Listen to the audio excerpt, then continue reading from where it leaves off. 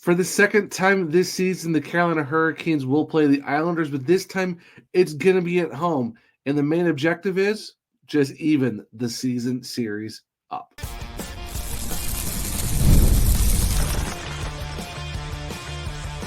You're Locked On Hurricanes, your daily podcast on the Carolina Hurricanes. Part of the Locked On Podcast Network, your team every day. Welcome to a Tuesday edition of Locked On Hurricanes, your team every day, part of the Locked On Podcast Network.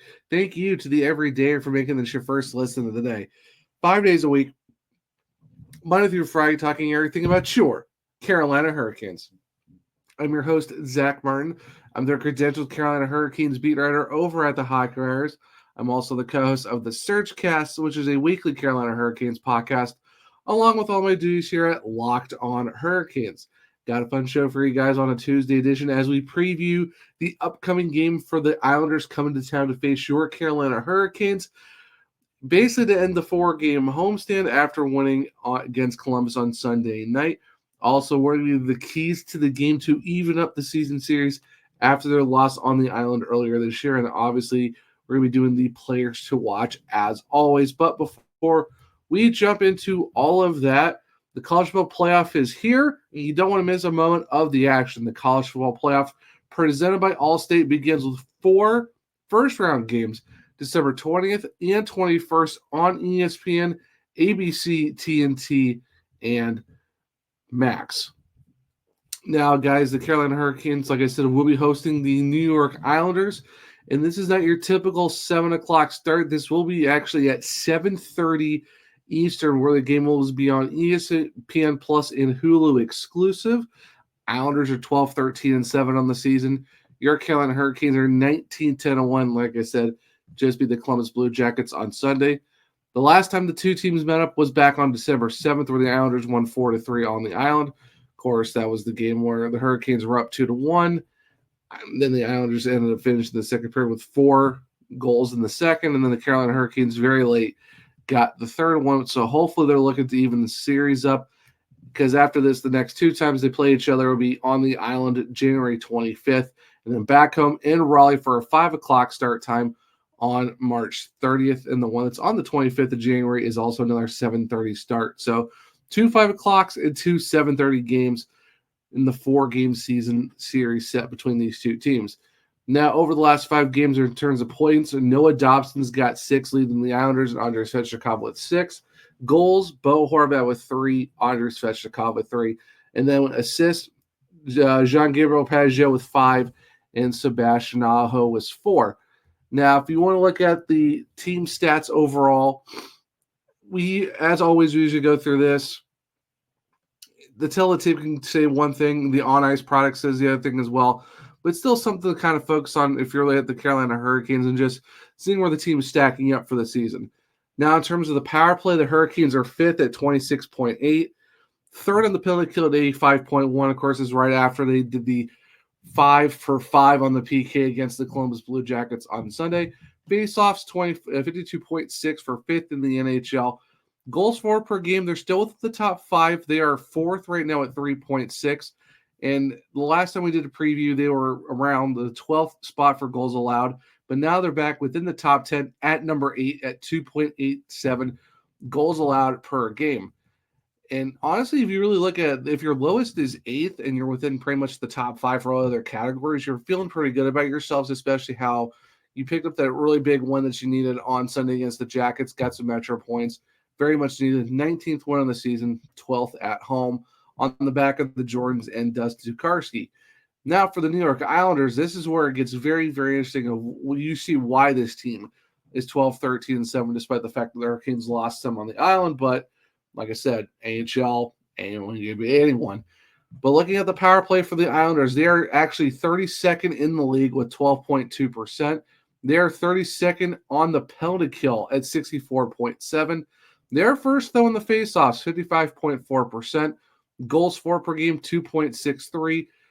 And then goals allowed, they are 17th at 3.06.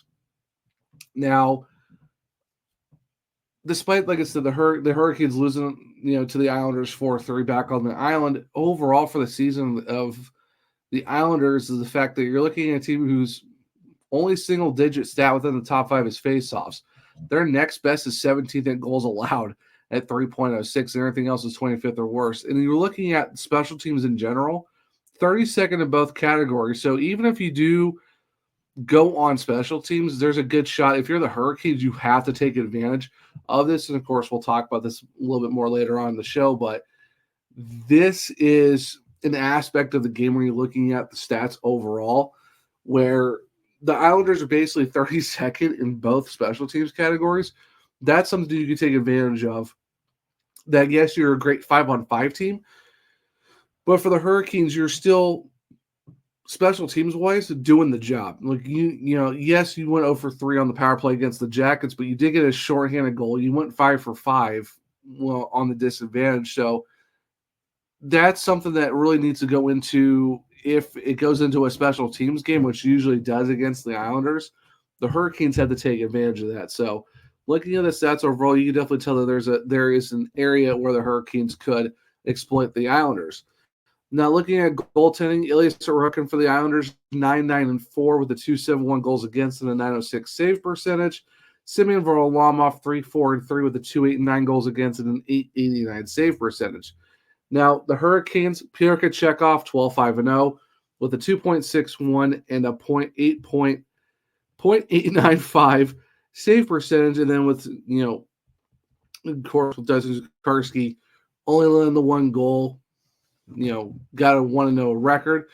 Now, over the last 10 games, the terms of the New York Islanders, they did split against the Chicago Blackhawks over the last 2 games, did lose to the Kings, of course, beat Ottawa, and of course, also beat the Hurricanes as well. But the Hurricanes are 5-5-0 in their last 10 games. Over the last 5, I would say, it's win against Colorado, losing to the Islanders, beat the Sharks, lost to Ottawa, but also beat Columbus as well. So a little bit better record, of course, of the last 10 games overall. So coming into this one, while it's still not the greatest trajectory where you were at least you're kind of back to a 500 mark within your last 10. You got the Islanders coming to town. It's a situation where it's like I said, for Columbus and nothing against them, and how it should have been against the Ottawa Senators is like, especially for these Metro games like Columbus, and now you got the Islanders coming into town. Yes, their record is not great, but it's still an opportunity to basically put your will on a team that you should be able to beat. And I think with the fact that, yes, they lost last time, which is not ideal, but I think with the fact that you kind of felt you're having some mojo coming back after Sunday's win against the Jackets, you're setting yourself up to be in a good spot to where you will pick up some much-needed points in a Metro game where, yes, it's a 4-point swing in a sense because of the fact that it's a Metro game, and if you take the 2 points, then you're farther ahead. If you lose, and then it's kind of like you're kind of losing ground. But where you're at in the standings, you're still in a good spot if you're the Hurricanes, but it's where this is a game you have to win.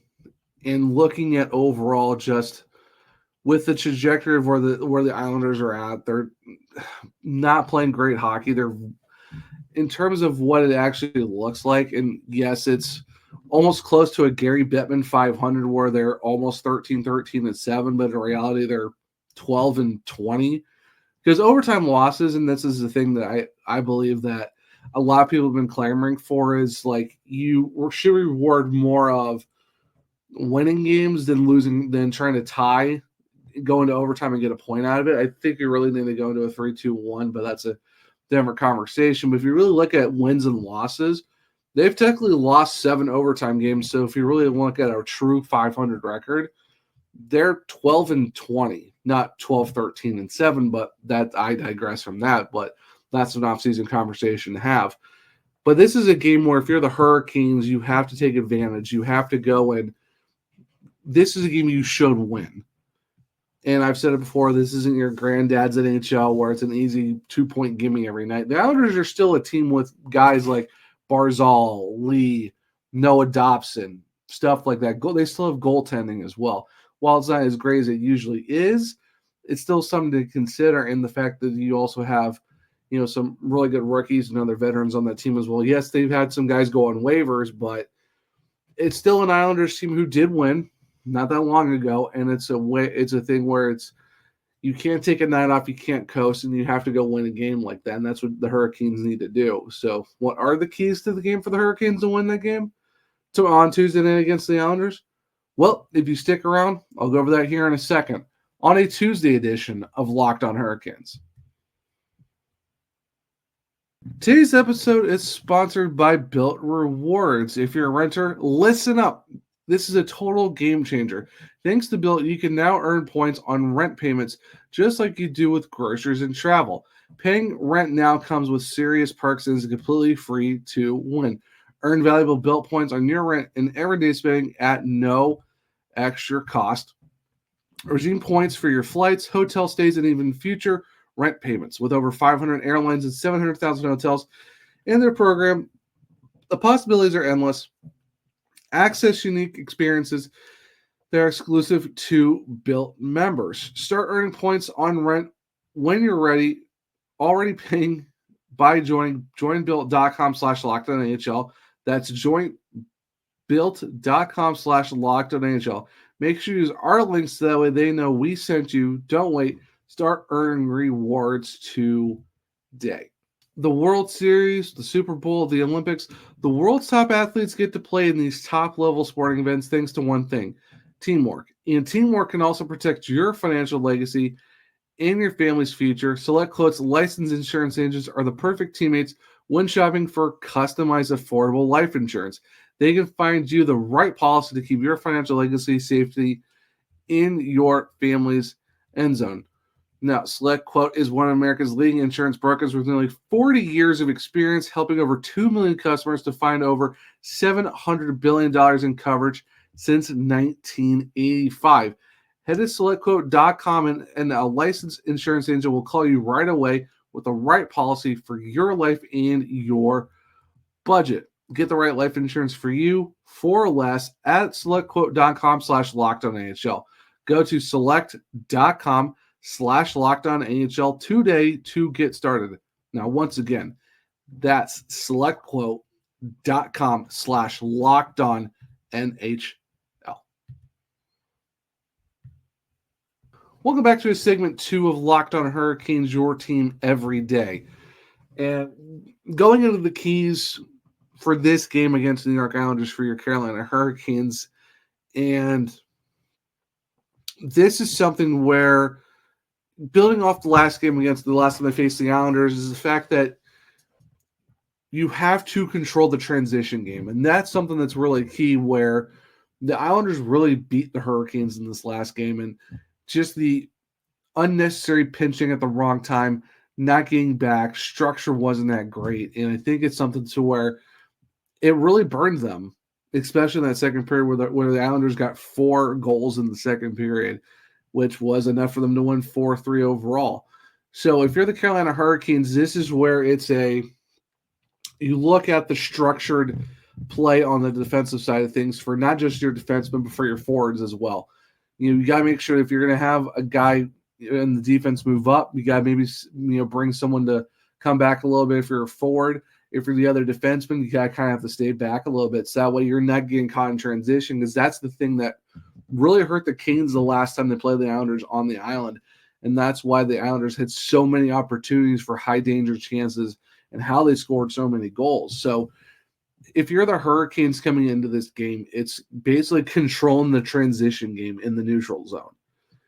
And I think that's kind of one of the main things is it's controlling transition, but it's also controlling the neutral zone. And that's kind of the big thing as well, is the fact that if that's a key you really want to focus on, it's that. Because the last thing you want to do is give the Islanders more opportunities to do the same thing to you again, because while they aren't scoring a lot of goals, they are taking the opportunities when needed. And they do have, like I said, they do have some talent.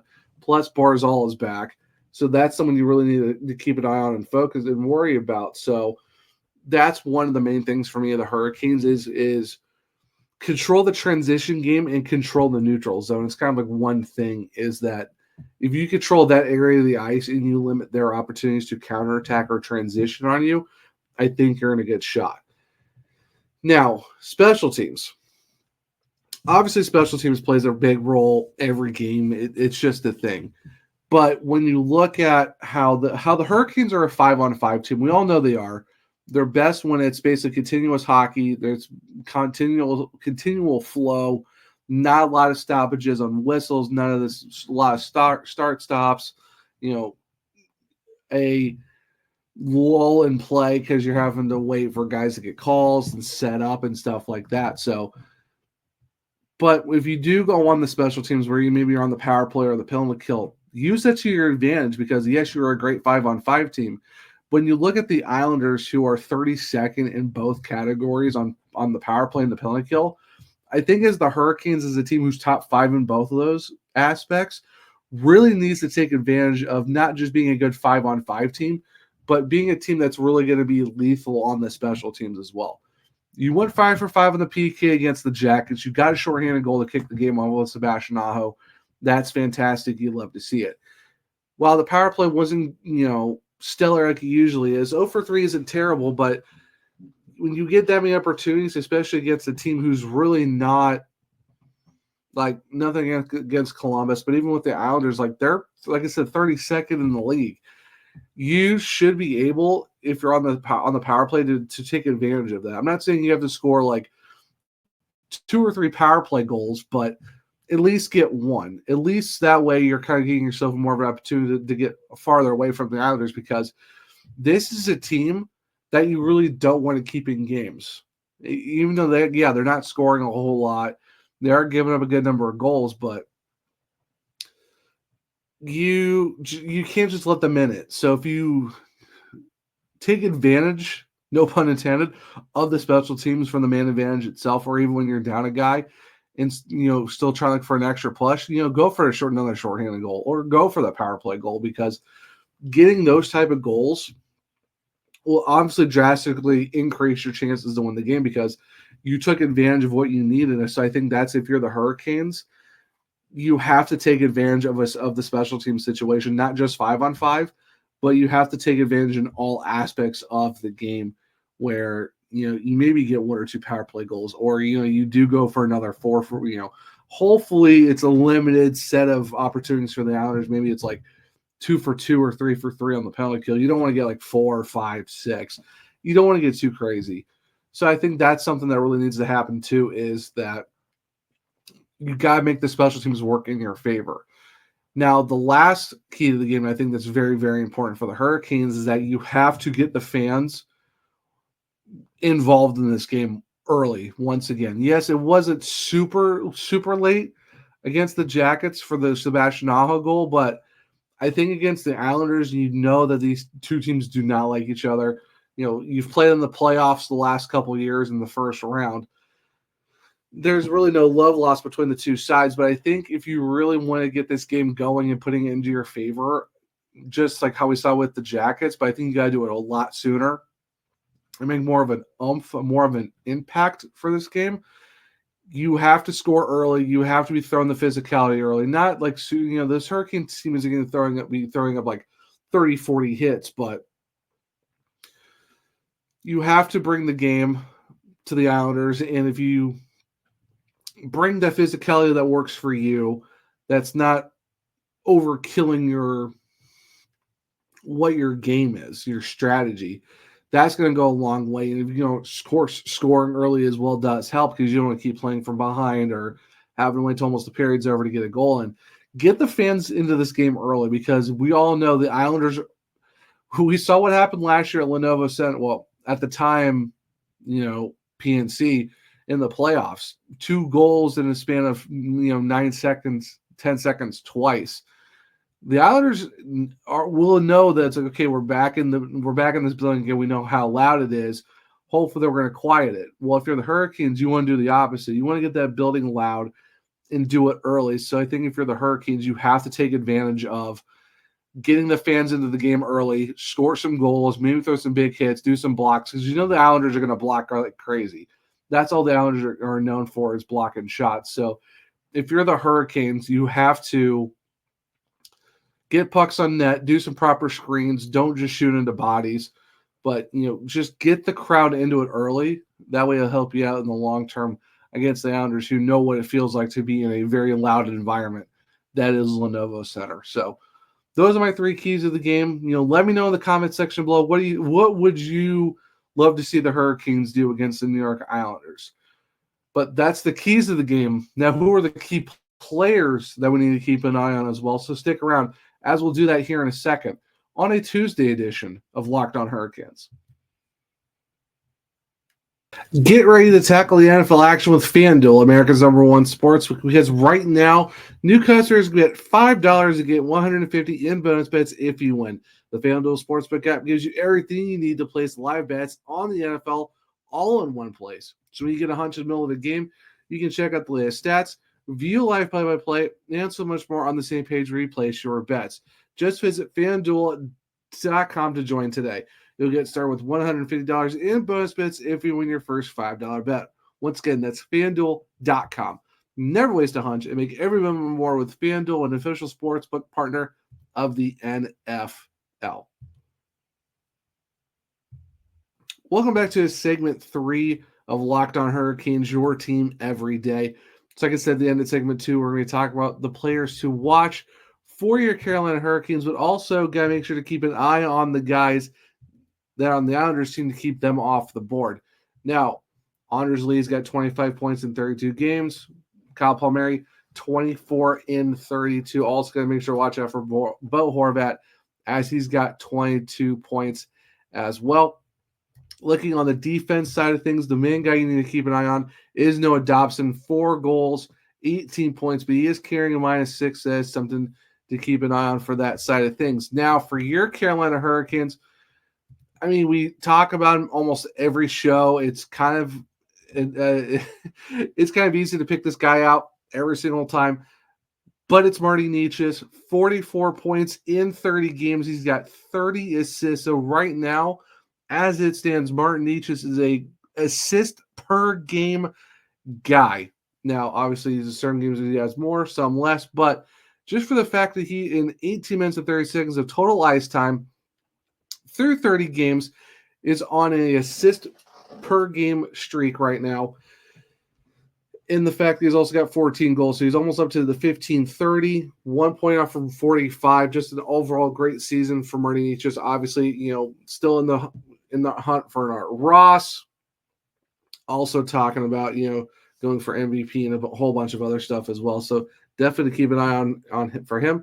Sebastian Aho, over a point per game, 31 points in 30 games, with 23 of those being assists. Andrei Svechnikov, 24 points in 30 games. Seth Jarvis, almost close to a point per game himself. That's 19 in 23.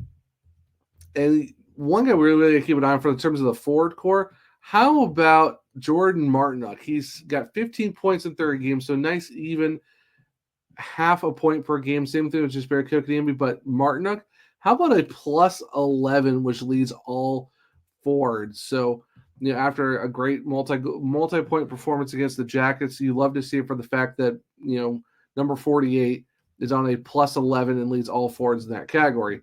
Now looking at the defense side of things, obviously Shane Gostisbehere, almost a point per game as well. 5 points shy of that, but he's got 25 in 30.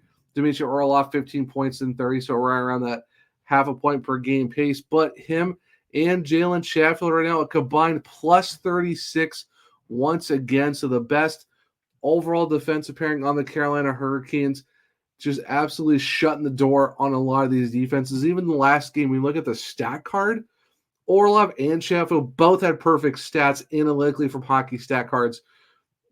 You love to see it. Those two are on absolute fire. And the thing is, they both have game-winning goals, and they're the only defensemen on the team with those markers. So definitely you're going to keep an eye out for Orlov and Chatfield. And then, of course, we talked about Peter Chekhov earlier. Most likely he's probably going to get the start against the Islanders since we saw Dustin Tokarski. But when you look at the players to watch, obviously it's got to be Kochetkov once he's going to be in net. But when you look at the Hurricanes, and I know I listed off Orlov, Chatfield, you're looking at Svechnikov, you're looking at Aho, Necas, Martinook. Really just you look and see how the team's doing. The third line absolutely killed it against the Jackets. We talked about on Monday's show was, with the Jordans with a multi-point night. Carrier gets a goal himself. Jesperi Kotkaniemi for the second line gets a goal. With Marty Necas getting the assist. Of course, Jarvis and Aho getting together for the shorthanded marker. But if you look at, you're looking for your big guys to step up. And, you had a lot of them do that.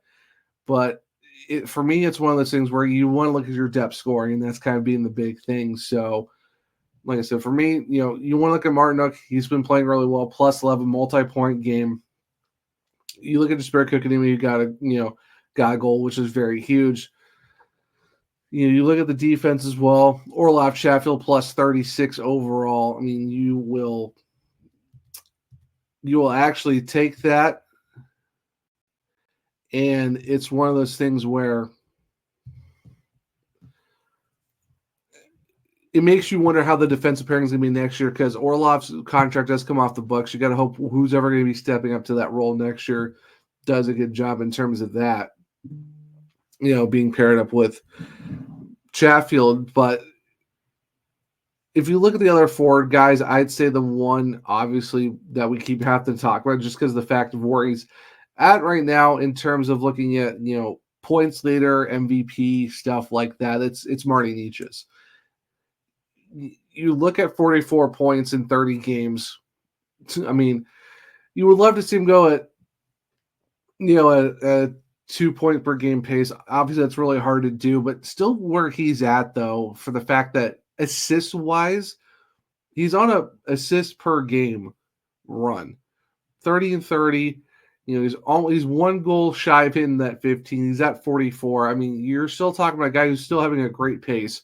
Yes, he's not in first right now. He is tied for third with a couple other guys, but he's still finding a way to still be involved in conversations of with the Art Ross, also looking at MVP and a whole bunch of other things as well. So that's definitely one guy you want to keep an eye on, is how Marty Necas has been playing. The fact that he's had different guys on his line, a lot more time on the power play. That's definitely someone to keep an eye on.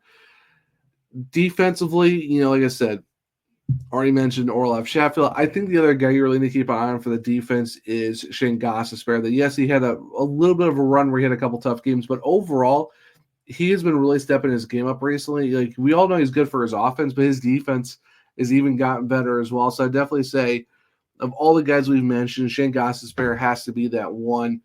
And you look at another forward that you want a more consistent basis out of, and I think with Andrei Svechnikov, like, you kind of see where he's being a little bit more physical, but it's also like you want to see him where you have him going for multi-point nights and someone who's consistently being there. So I think another game to keep an eye on is Andrei Svechnikov, and this is one of those games where you kind of need him to be that power forward type of guy. So that's definitely someone that you need to keep an eye on. But in the comments below, what players are you watching for your Hurricanes against the New York Islanders on Tuesday night? But it'll be very, very interesting to see how the team is going to do.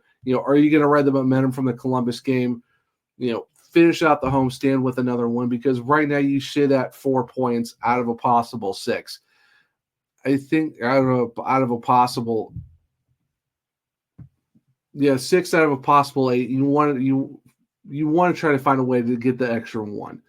You're 4 of 8. You want to go for that 6 for 8. So that's you're hoping to see something from the guys taking that win from Sunday and cashing in on the Islanders to finish out the homestand.